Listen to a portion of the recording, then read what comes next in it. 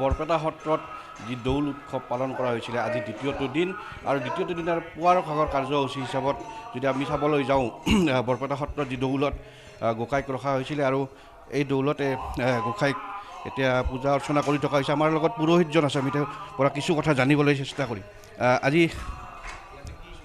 আজি এতিয়া মহাপূজা মহাস্নান চলি আছে গোসাঁইৰ। আজি ভৰদেউলটো, আজি ভৰদেউলৰ দিনাখন আমাৰ যিটো মহাপূজা আৰু মহাস্নান এইখিনি চলি আছে।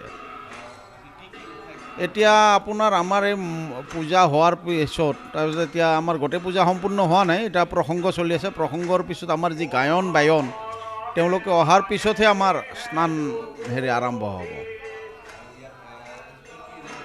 আজি এতিয়া তাৰপিছত আমাৰ স্নান হোৱাৰ পিছত আমাৰ সম্পাদকে আহি আমাৰ যিটো পূজাৰীৰ বৰণ দিয়া এটা প্ৰথা আছে, পূজাৰীক বৰণ দিব। তাৰপিছত বৰণ দিয়াৰ পিছত আমি সম্পূৰ্ণভাৱে গোসাঁইক আমাৰ যি দোলাত তুলি লৈ উঠি আমাৰ সত্ৰৰ বুঢ়া সত্ৰীয়া বাপ জনাই আহি সত্ৰৰ গোসাঁইক ফাকু দিব। তাৰপিছতহে আমাৰ ৰাইজে ফাকু দিব গোসাঁইক।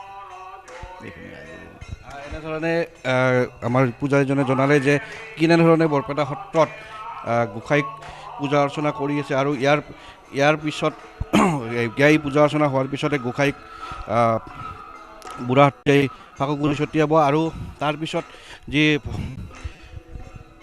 ভক্ত দৰ্শনাৰ্থীসকল আছে তেওঁলোকে ইয়াত ফাকুগুৰি দিয়ে সেৱা অৰ্চনা কৰিব।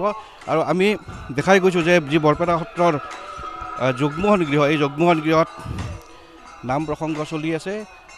নৃত্য নৈমিত্তিক যি নাম প্ৰসংগ, এই নৃত্য নৈমিত্তিক নাম প্ৰসংগ ৰাতিপুৱাৰ পৰা চলি আছে আৰু দেখা গৈছে ইয়াত কিছু সময় পিছতে যি ভক্ত দৰ্শনাৰ্থীসকল আছে তেওঁলোকে আহি গোসাঁইক ফাকুগুৰি দিয়াৰ কাৰণে ভিৰ কৰা পৰিলক্ষিত হ'ব। আৰু মই পোনে পোনে দেখাই গৈছোঁ যে নাম প্ৰসংগ চলি আছে বৰপেটা সত্ৰত যি জগমোহন গৃহত।